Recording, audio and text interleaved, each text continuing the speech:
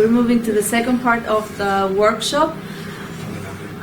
The next speaker is Dr. Kletsas. He's a research director and head of the Lab of Cell Proliferation and Aging at the National Center for Scientific Research. And among a long list of research interests he has is cellular senescence and AIDS-related pathologies, wound healing, cancer, and intervertebral disc degeneration. So, Dr. Kletsas, please.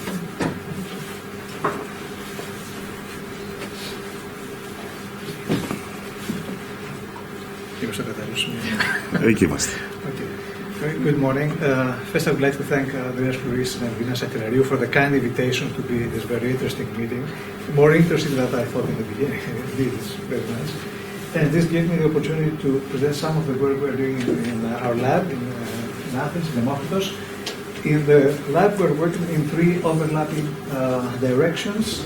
The one is regulation of cell proliferation and tissue repair, especially we're working on growth factors and respective signaling pathways. The other is cellular senescence, the mechanism leading to cellular senescence and the role of the senescent cells in tissue homeostasis. And also we are interested in biomedical applications, especially cell-based regenerative medicine and the finding of new bioactive molecules. Today I will speak mostly on this, on the cellular senescence, and I will make some also implications in biomedical applications. A small introduction about cellular senescence for those that are not familiar with this topic. We know from the early 60s that normal cells do not proliferate indefinitely. They have a limited lifespan. They can make only a certain number of doublings, and then they enter a phase called senescence, characterized by the inability of the cells to proliferate any longer. And this is a big difference with cancer cells which are immortalized. So from the beginning, when this phenomenon has been described by Leonard Hayflick, has been hypothesized that cellular senescence is an anti-cancer mechanism, but at the same time plays a role in age-related pathology. Although there were a lot of labs, including ours, working on this field for many decades, there was a great skepticism about cellular senescence if this is a real biological phenomenon. But in the mid-90s, specific staining has been described, this blue perinuclear staining you can see here, called senescence-associated beta-galactosidase staining or SA-beta-gal staining. And by this staining, we can discriminate senescent cells from young cells in vitro. This is very interesting, it's a good tool for us. But even more important, with this staining, we can identify senescent cells in the tissues in vivo, in the aged tissues, indicating that senescence is a real biological phenomenon, so this attracted our attention. So, the type of senescence I just mentioned is called replicative senescence. Senescence after many replications of the cells. And we know now, after many decades, that this has to do with the telomeres, the end of the chromosomes. We know that after each cell doubling, we have a small shortening of the telomeres, and at the critical point, we have senescence. Why is this happening? We believe now that at this critical point, the cell perceives this telomere shortening as a classical DNA damage. And this classical DNA damage activates pathways like ATM or CHEK2, which activates a tumor suppressor TIF53, which gives rise to cell cycle inhibitors like P21, and this leads to growth, or permanent growth arrest. There's a pathway called DNA damage response. But beyond this type of senescence, replicative senescence, there's another type of senescence, which I think is much more important physiologically, and this is the stress-induced premature senescence. We know now there's a long list of many genotoxic stresses, stresses that provoke damage in the DNA, which when given, like UV, oxidative stress, gamma radiation, etc., which when given to the cell in substantial toxic doses repeatedly, can lead cells also to senescence. And interestingly, this is a telomere shortening independent process. And a very interesting time also of premature senescence is with proto-oncogene activation. We know now there are many oncogenes like RAS, for example, which when expressed in immortalized cells, it gives rise to malignant transformation, while the same oncogene, when expressed in normal cells, gives rise to premature senescence, indicating that cellular senescence is a real anti-cancer mechanism. We were very interested in this phenomenon, and we collaborated with a big group of Vasilis Gorgoulis, Stanos Halazonidis, and Zeri Bartek, and found that, I'll make a long story short, that the activation of proto-oncogenes into normal cells due to the very intense mitogenic signals creates breaks in the fragiles of the chromosomes. And these breaks lead to a DNA damage response, activate all these pathways, activate p53, and leads to senescence. And then we block this pathway, we block senescence. And this is the case that DNA damage response is a central motif in both replicative and stress-induced senescence. So there is a bright side in senescence. As I told you, it's a potent anti-tumor barrier, and now there are many publications indicating that this is a real phenomenon. We believe in this dogma at the moment. But also, there is a dark side in senescence, is the role of senescent cells in age-related diseases. We know now that senescent cells have a specific phenotype beyond their inability to proliferate. They secrete many factors like matrix metalloproteases, growth factors, inflammatory molecules, and in general we believe that they have a pro-inflammatory phenotype. And due to this pro-inflammatory phenotype, they affect locally tissue homeostasis. We were very much interested in this phenomenon, and especially in the role of p53, the tumor suppressor p53 I mentioned before. And so we tested one of these proteins which is overexpressed in senescence, ICAM1. Why ICAM1? ICAM1 is a transmembrane protein. It recognizes activated T lymphocytes, so it's very important for the initiation of the inflammatory process. And so it's very important for us because the majority of age-related diseases are inflammatory diseases. So we collaborated again with Vasilis Gourgoulis in this topic, and we found many years ago that p53 binds directly to responsive elements in the introns of ICAM1, so it directly regulates this gene. And going to the cellular level, we found that the expression of ICAM1 in senescent cells compared to young cells is significantly reduced when you use an inhibitor of p53, indicating that this ICAM1 overexpression senescence is p53 dependent. And then going from the cellular level to the tissue level, we studied an age-related but also neurological disease, atherosclerosis, and we found in atherosclerotic plaques a large number of senescent cells, these cells with the blue perinuclear staining I mentioned before, and the same cells have activated p53 and increased expression of ICAM1. As you can see here, this is the transmembrane protein, and we know from epidemiological studies that this ICAM1 overexpression is very important for the propagation of this disease. It's a poor prognostic factor. And so this brings us in a very important concept in senescence, in cellular senescence. We call it double-edged sword of cellular senescence. Cellular senescence is an anti-cancer mechanism, but at the same time, due to this pro-inflammatory phenotype, the cells can contribute to the aging process and development of age-related diseases. So let's see another dark side of senescence is tumor promotion. I mentioned before that senescence, cellular senescence is an anti-tumor barrier. But organismal senescence, organismal aging, is a risk factor for cancer development. We know it very, very well.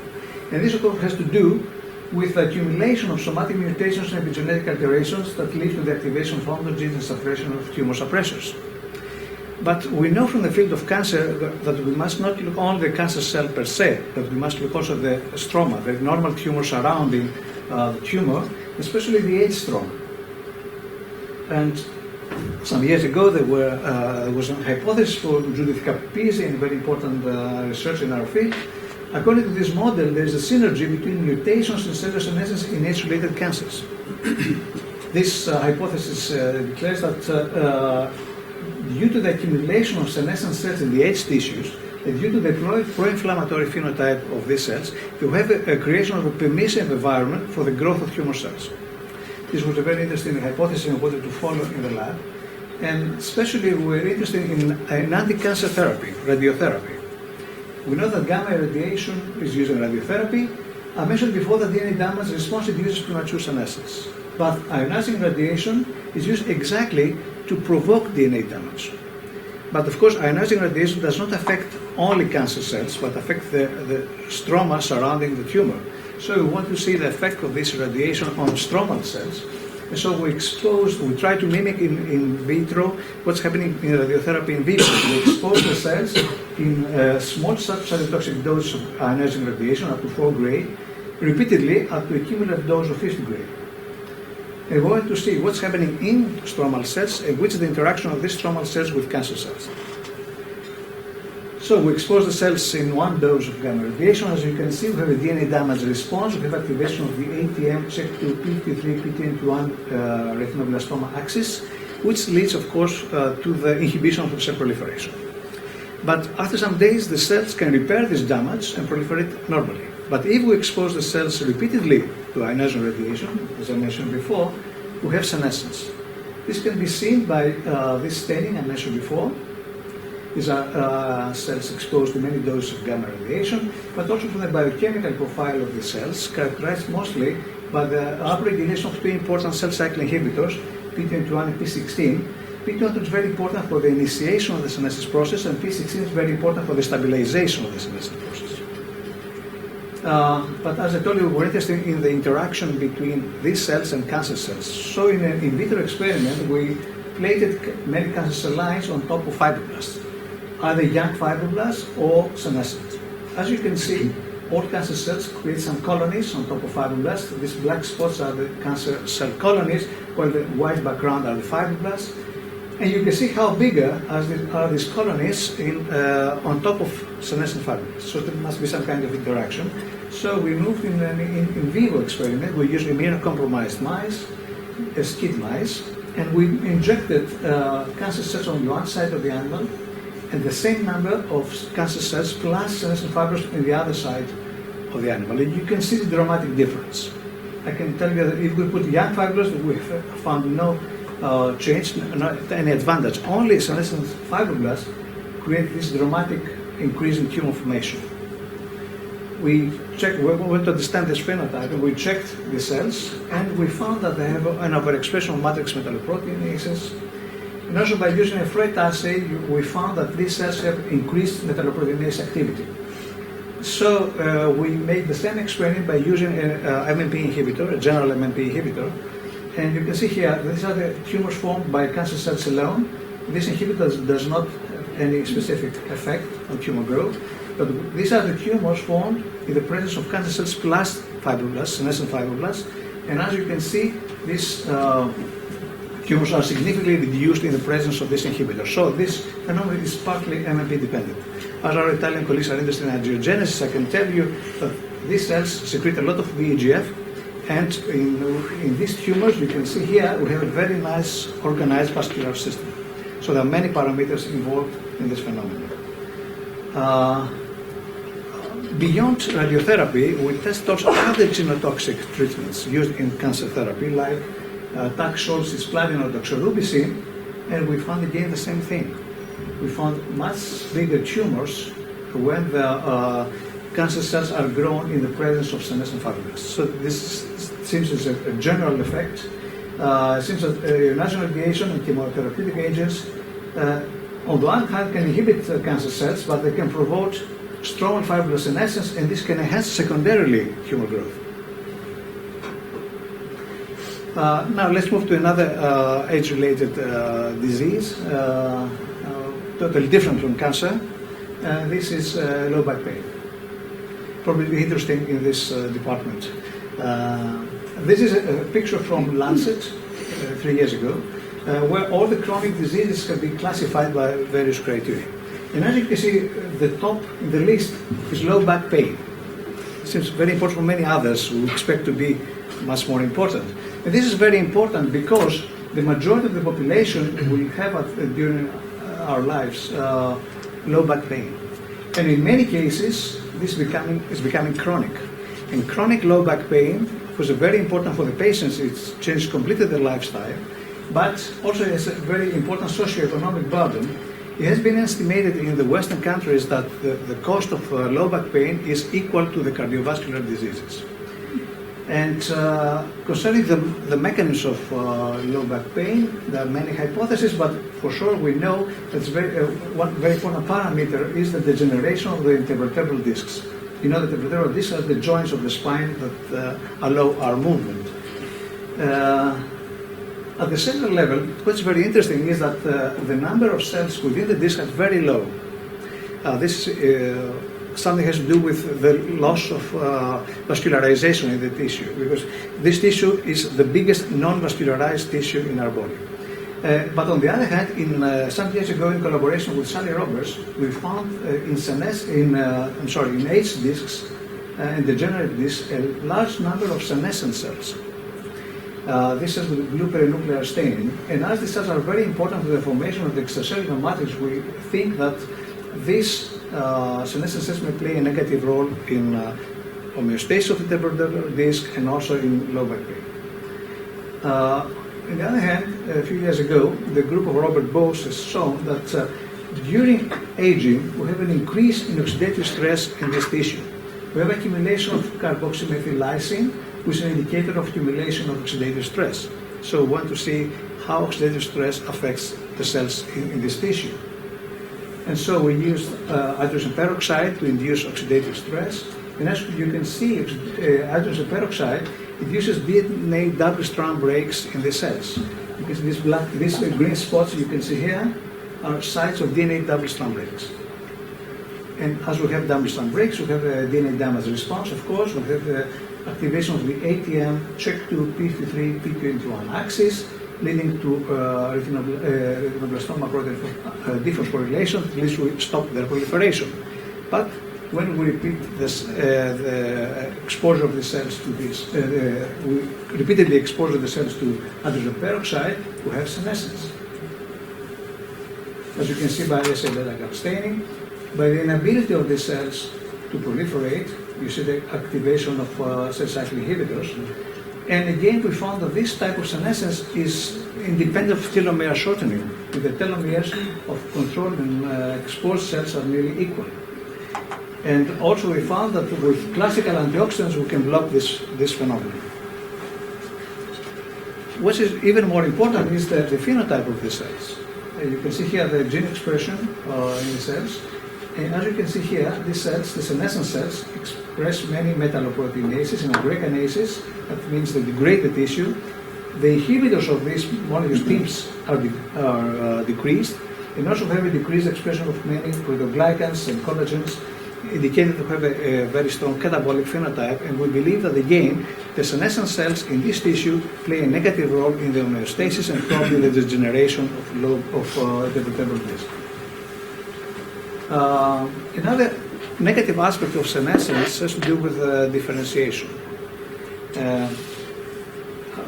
We change completely tissue, we go to a completely different tissue, and this is periodontal ligament.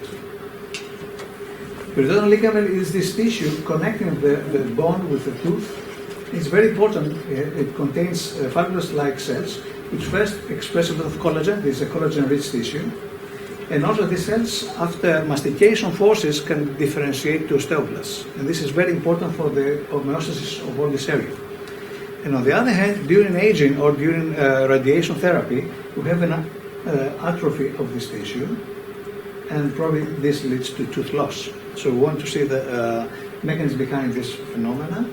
We isolated the cells from this tissue, and we have cells young, replicative senescence or senescent after radiation. You see the characterization of the cells, they have the classical characteristics, but the gene expression level, we found a significant decrease of collagen expression and increase of metalloproteases, indicating this catabolic phenotype.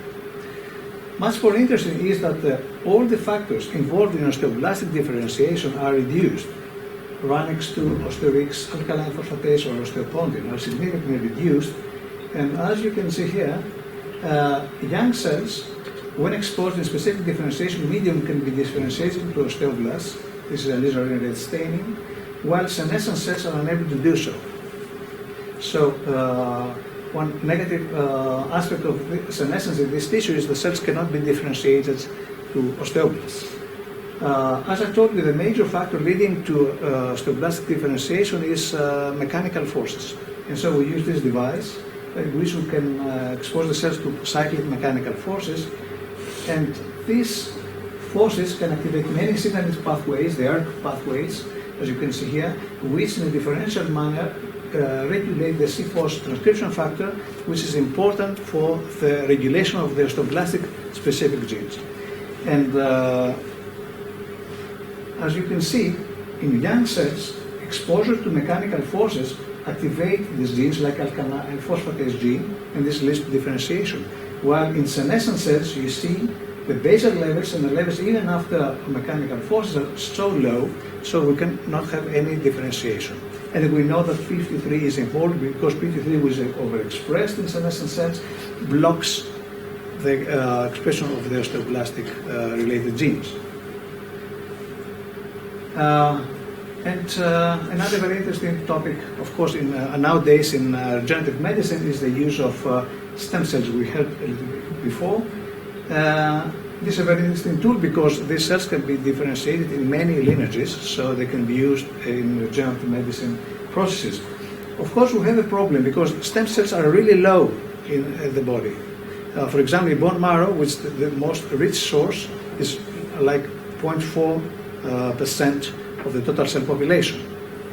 On the other hand, in order to have a lot of cells used in this regenerative process, we must culture them many times in vitro.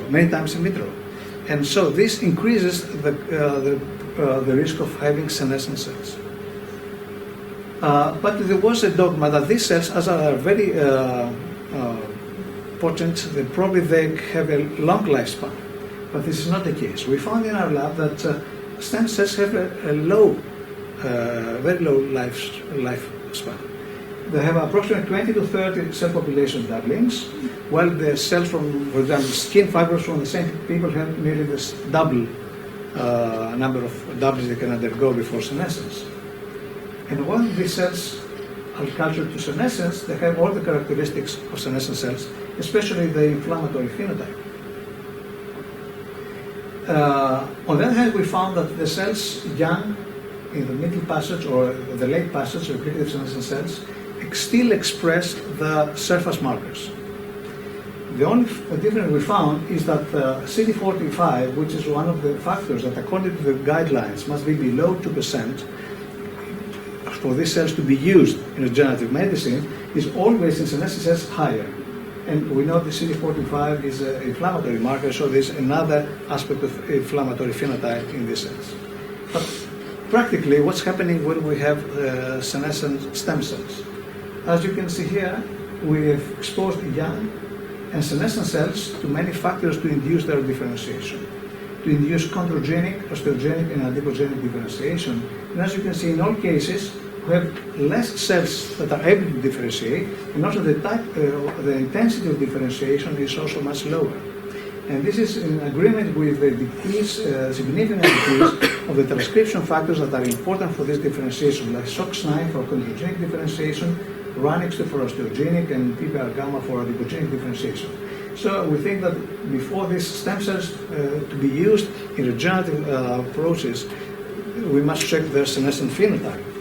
And this can be seen also in this experiment when we use a scaffold. This is an hydroxyapatite scaffold used in many orthopedic treatments. You can see here that young stem cells can populate the scaffold, and so they can be used in such regenerative processes, while senescent cells are unable to populate the scaffold, and the cells still keep this bizarre morphology we see also in vitro. So again, I stress here that we must check the senescent status of stem cells before to be used in such processes. I said many negative things about senescence. So the question is senescence a novel target for anti-aging therapy? This was just a hypothesis some years ago, but recently it's been published in Nature by the group of Jan van Dooysen, a very interesting experiment. This group made some mice from which they can eliminate senescent cells by using as marker this P16 inhibitor I mentioned before. As you can see, this is a control mouse, aged mouse. You can see the characteristic kyphotic appearance. And this is a mouse where the senescent cells have been eliminated. You can see how healthier this mouse seems. And it is healthier if you check all the biochemical parameters. And especially in a more recent paper from the same group a few months ago, again in Nature, they showed that these mice can live even longer. So indeed, if you can eliminate senescent cells, we have a benefit in tissue homeostasis. But of course, we cannot do these experiments, of course, in humans, at the moment at least. So you must find other approaches. Another approach is to try to reduce the formation of this senescence cells. One of the approaches we use in the lab is to find some compounds that probably inhibit the formation of senescence. This can be antioxidant compounds or UV protected, especially for the skin.